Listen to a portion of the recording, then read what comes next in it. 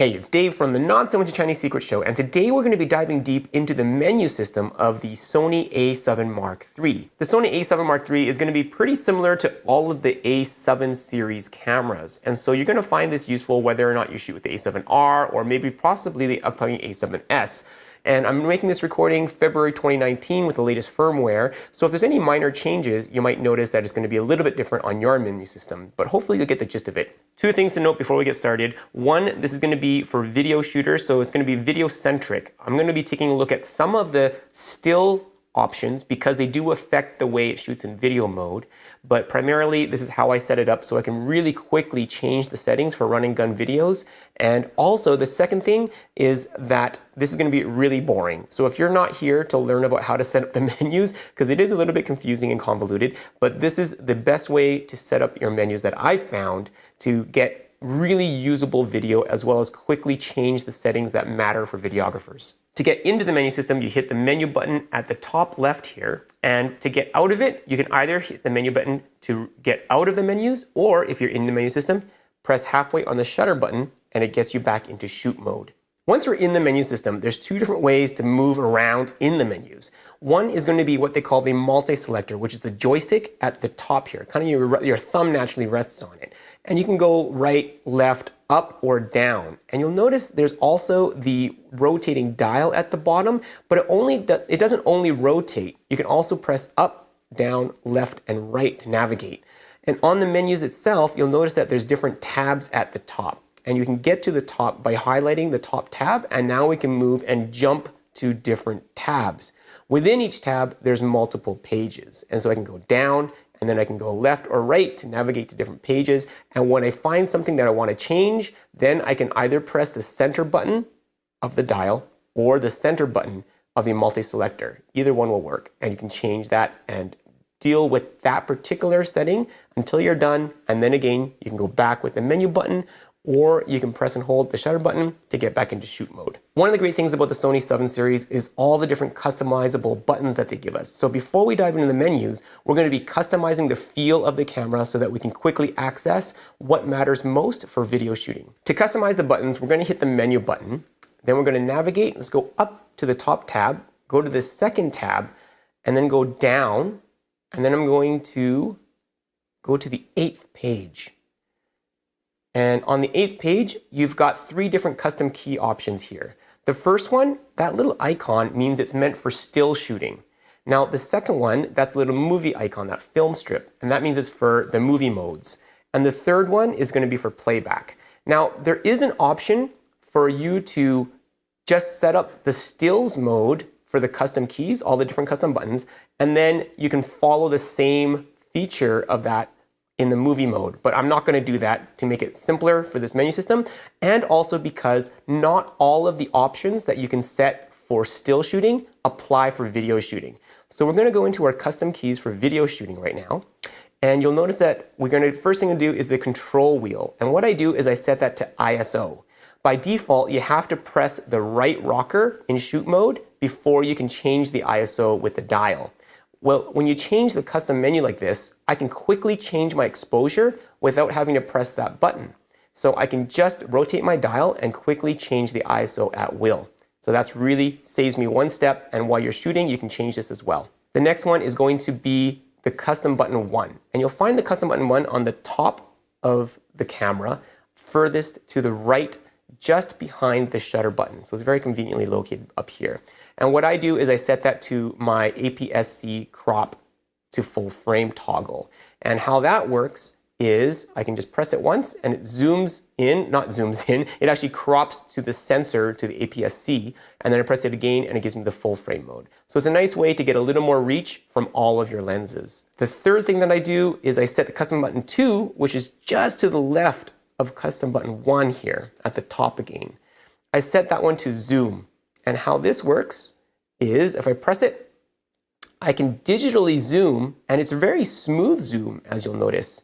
And so it's really nice. And typically I don't like zooming with anything digital, but as I noted in my review, I'll put a link to the review up top here. I actually really am impressed with the clarity of its digital zoom here. Now, I should note that this doesn't work in all shooting modes, and that's one of the confusing things about the Sony.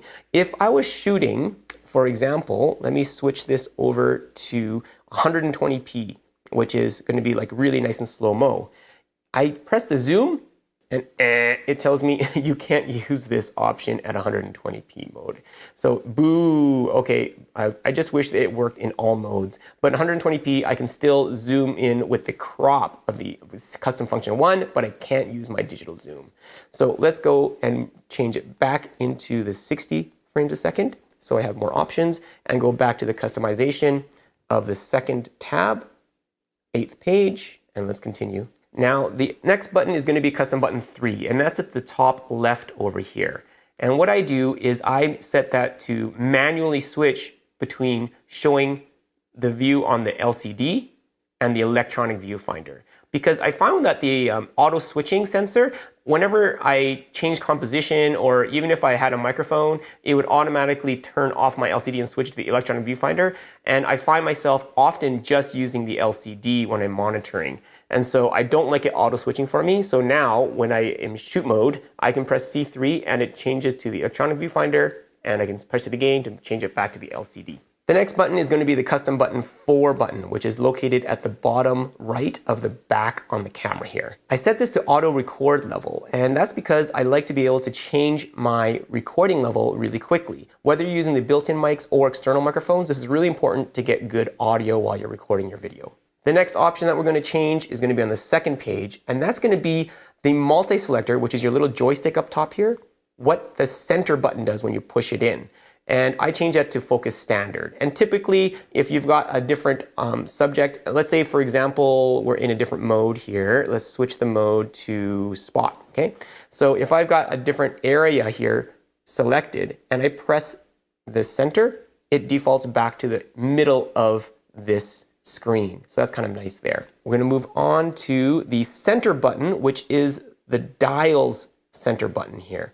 And I have that set to the center lock on autofocus. And how that works in shoot mode, if I press it and I have it on here, and I'm going to press the center button again, it's going to tell me tracks nearest subject to screen center in the dot. So now I'm going to press this, I'm going to compose, center compose, press it, and now even if I move it, you'll notice that my focus square is moving and keeping that subject in focus, which is really nice.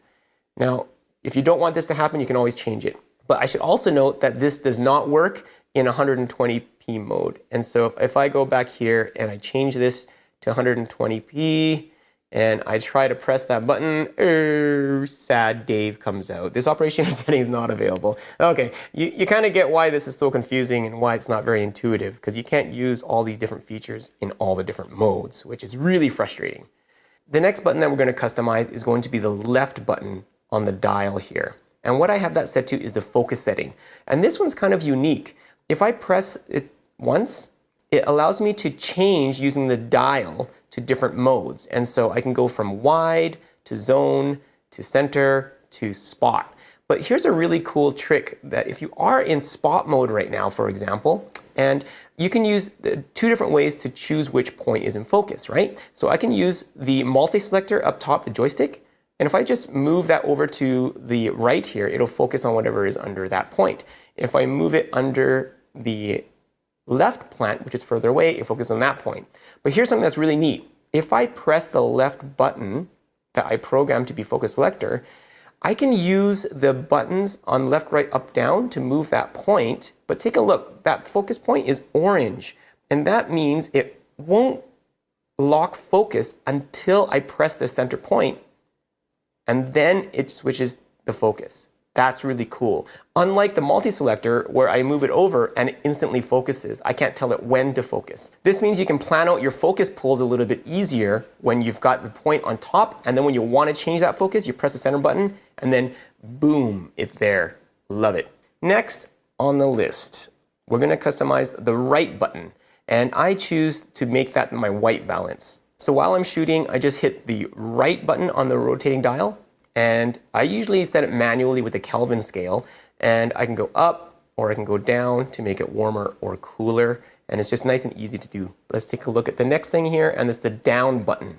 And I choose to make this the zebra display select. And what zebras are those fuzzy little things that keep on showing you what is overexposed. And so it's a really nice way for me to be able to use the ISO to dial up my exposure to be perfect without blowing any highlights. But sometimes it gets in the way, and if you know you want to blow out the highlights, like with lights or fixtures you're shooting into light, and it's okay to let them go, you want to get rid of the zebras really quick, and so I just press down and it tells me zebra display off. I can toggle that back on. Let's keep on going here, and now we're going to go on to the third page, and this is a little bit confusing because there's a bit of a bug in the firmware, but I like to program the AE lock button up here to toggle it between autofocus and manual focus.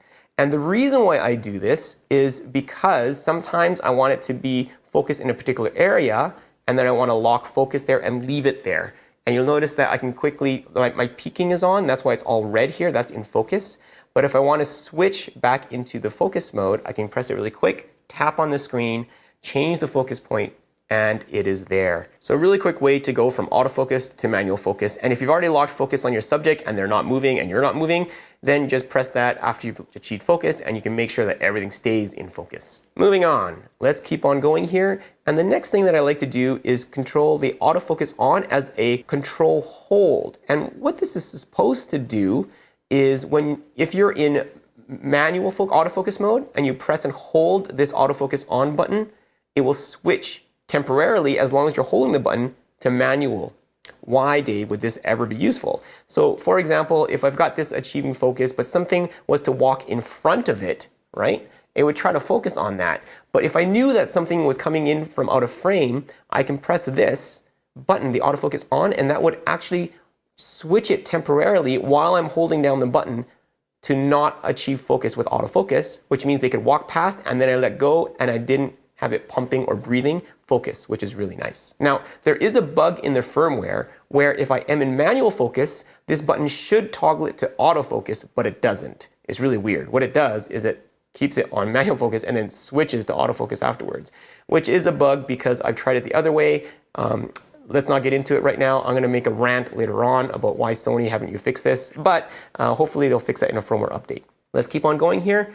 And the last thing to do is the focused hold button. And the focus hold button isn't on the camera itself. It is optionally on lenses that you buy that are made by Sony. And so I've got the G Master and I do have the button here. And what that allows me to do when I'm in manual focus is quickly turn off the peaking and turn on the peaking. Now that we've got the hardware settings customized, we can go in and customize some of the menu settings. And there's a bit of a pet peeve. There's this great function button up top here, right above the dial here. But the problem is Sony has not allowed a lot of the very useful video options to be placed in here. You can customize the function menu, but you really can't customize it to be useful for video shooters. And you'll see what I mean in a little bit here. But a couple of things that I do like to put on here. I do like to put three things to go over here. To change it, we're going to go into the second tab, function menu set. And a lot of this isn't that useful for video shooters, but one thing that I do is put my creative style in here. And what I normally do is shoot neutral. If I know I'm going to edit the video in post-production, then I'll usually shoot neutral and add a contrast of -3. And I do this so that I can suck more detail out of the shadows. If I'm not going to be able to edit and I want just a quick video, then I'll shoot standard mode. And what that does is just gives me more contrast, but I don't have the ability to suck as much out of the shadows. And so that gives me a little bit more leniency without having to go into S-Log modes and ruining how the zebras work, etc. Another thing that I put into my function menus that is useful to me is going to be the zebra level. And so we programmed the zebra on and off with the bottom rocker button here, right? But now what I can do, if I'm overexposed here, I can use that feature here to tell me when I want to see that overexposure. And I usually set mine to 100 plus. And that lets me see only those bars where it's going to be overexposed. So I'm not going to have any detail. So essentially what I do is I go expose the scene, I overexpose on purpose, then I dial back until those zebras disappear on anything that I don't want to lose information on. Like if you're shooting into bright lights or in the sun, then it's okay to have those zebras there, but typically anything else, you don't want to see those zebras. Another menu system which we'll need to dive into is going to be the My Menu system. And in the My Menu system, it's the very last tab at the back of the bus here, and My Menu 1. And you'll notice I have 5 pages of custom menus, because a lot of these I wish we could put into the function menu, but we can't. And one that's very useful for me is going to be the file format for the videos, okay? And you can figure out how to do this quite easily. You can add different things to your My Menu by going to the last page. You can add items, you can sort them, you can delete entire pages, etc. But I'm just going to show you how I set mine up. And really the first page is going to be the most important one. This allows us to change quickly from 4K shooting to full HD, which is 1080p. And I don't know why we can't put this on the function menu, but it's not an option to put this on the function menu. I don't know why. Oh boy. We're like second-class citizens here for the function menu, which I don't like as video shooters. Now the second thing is the record setting. So this allows me to change the frame rate and the bit rate. And so if I want the most detail, the most frames, or if I want to go more cinematic and go to 24p, I can change it right here. And again, we can't put this setting in the function menu, which makes video shooters a second-class function menu citizen, which is kind of silly. The next thing I do is set the volume, and this is the volume for the headphone jack down below, because often I'll be shooting with an external mic, and I want to monitor to make sure I'm getting good sound. And so that's going to let me change the setting as I need and how the ambience is going to be noisier or quieter. Fourth setting also has to do with audio, and that's the built-in microphones, whether they have their noise reduction or not. Next is going to be the autofocus drive speeds, and this is going to determine how fast it's going to change focus when you're racking focus or pulling focus with the autofocus. And very similarly, it's going to change the autofocus track sensing. So let's, for example, change this from normal to slow, and let's take a look here. So right now, I'm going to go back into autofocus. And if I click on the far tree, it's going to take a lot longer to rack focus. Ta-da! And if I click on the close plant, whoa, very slow. Okay, now let's go back here and change that to fast and see how fast that is. Let's tap on the far tree. Whoa, that's fast. And I do find that there is a use for fast if you're shooting sports and action, but also I really do like the normal mode, but it's nice to have this here so that I can switch that at will if I need to. And the normal actually does a really good job of pulling focus, which I'm really impressed with. And now the track sensitivity is going to be responsive or standard. Again, if you're shooting sports or something fast moving, then responsive is going to be a good one as well. Now, the second page, I'm not sure if you want to see this, but I put my picture profiles in here, my gamma display assist, which lets me see more clearly what's on the LCD if I am using a picture profile. I should note that when you are using a picture profile, your zebra stripes kind of are useless. And so that's why I choose often not to use my picture profiles, because I can't really tell if I'm getting optimal exposure without an external monitor and extra features. Again, I've got that creative style, which I also have my function menu, and I can record which slot that I want to record on here in case I want to prioritize one slot over the other. But the rest of it isn't that important. Send to smartphone if you want to really quickly edit one and post it on Instagram or Facebook. Remote control, my peak settings, my HDMI settings, which I don't know why, but I can't really get this to work on the HDMI settings. I don't know what's going on. Maybe it's another bug. Again, audio record levels are here. And this isn't that important. Let's get on to more interesting things. Let's go back into the menu up top and a couple more things that I should take a look at. First of all, let's go in the first tab. And these aren't that important because it's mostly for still shooting, but there are a few things that can make our life easier and better as video shooters here. One thing is the white balance. If I go on the page 12 here of the first tab, there's one here, priority set in auto white balance. Now I mentioned I often shoot in Kelvin, so I set my white balance manually. But if I do have to use auto white balance, I do like to set my auto balance priority to ambient, and I find that it has a little bit more warmth to it versus pure white. And so I kind of like that ambient setting, and so I do change it to that. Besides that, this is where you'll find your creative style, picture effects, picture profiles, which are also used for video shooting. If you wanted to, you can change your peak settings here. And I have mine set to on, peak level high, and red suits me fine. I often find myself using the autofocus here, and manual focus, I will rack manual focus, but usually I'll use an external monitor with that has its own peaking function. Moving on, the next thing that we want to take a look at here is the S&Q settings. S&Q stands for slow and quick mode. And I've got the record setting set to 24p, which is 24 frames a second, but I only have it recording a frame every second. And what this is going to give me is a time lapse. What's really cool is that I can just shift the mode dial to S&Q, press record, and I have a time lapse going. Even though it doesn't have a built-in intervalometer in this camera right now, I can still get a time lapse using this method. Oh, I should also note that I always keep my audio levels displayed because I never want to not record audio. Like, I mean, why would you ever not want to record audio? I'm not sure why, but one time if you do and you need to sync that to another camera that had audio, it's going to be a little bit more troublesome because you won't have that audio scratch signal to sync to. On this page, it's not really for video shooters, but I do not like it to be able to release the shutter without a lens or a card here. So it's disabled on both of these, or else I might think I'm recording when I'm not. And I think that's about it for this. Some really boring things that I should show you. Another customization that I do is I set my movie button to only, that's movie button is this little red dot here, to only work in the movie mode. And the problem with me is that I found myself pressing it all the time by accident because it's pretty close to the autofocus on. And I know there's this little hub here that's supposed to keep my finger away, but I don't have big hands, but I still find that my thumb naturally lands on there. So it kind of sucks. And so I turned that off. In the network page, I do turn airplane mode on, and that's so that I can conserve some battery power, so it's not always broadcasting a signal. In the setup menu, I like to prefer to change the delete confirmation to delete first. And that means if we are having some media here and I wanted to delete it, I can press the trash can.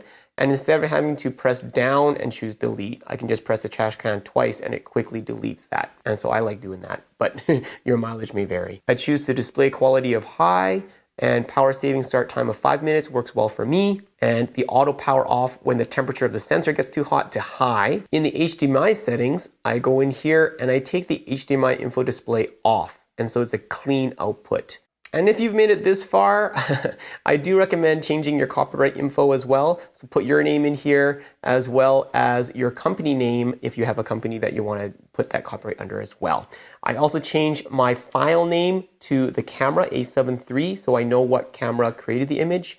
But besides that, that is all for this very lengthy menu setup and customization of the A7 III. I would love to hear your thoughts on this, if I've missed anything or if there's a better way to configure the customization of this camera. But it's a love-hate relationship. It is very convoluted and confusing to set this up, but once you do, it's actually really quite usable and a great way to achieve wonderful video and cinematic quality for films. Thumbs up if you liked it and subscribe if you loved it. Thanks for watching, God bless, and I'll see you in the next video.